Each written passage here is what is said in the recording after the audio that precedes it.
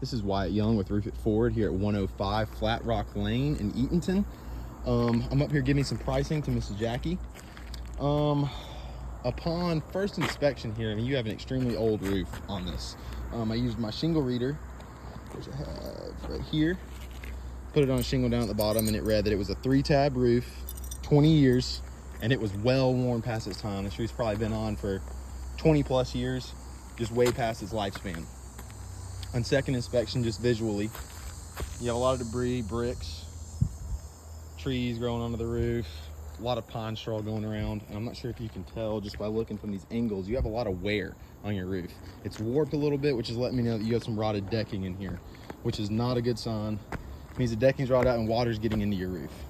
Now you have a bunch of exposed nails on top.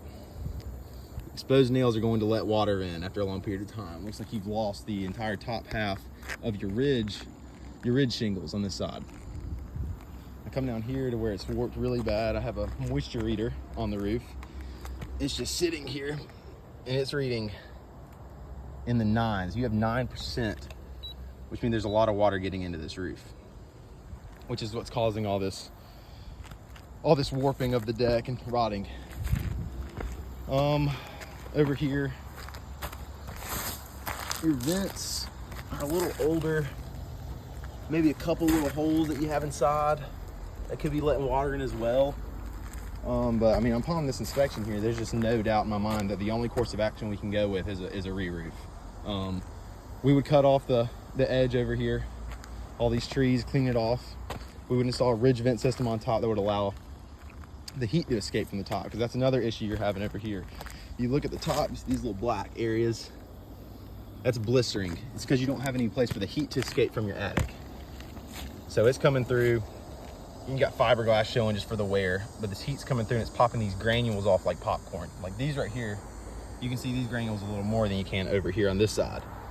Gray, black. So all these granules have run off just from being on the roof for so long.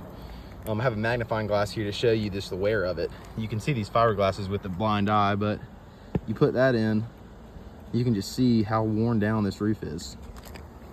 So upon this inspection, like I said, the only course of action here is to re-roof it. Let me get some more moisture readings right here on these exposed nails. 2%, 4%. So you know, what you're wanting to see is 0. Just walk over here, check a little more out on the edges.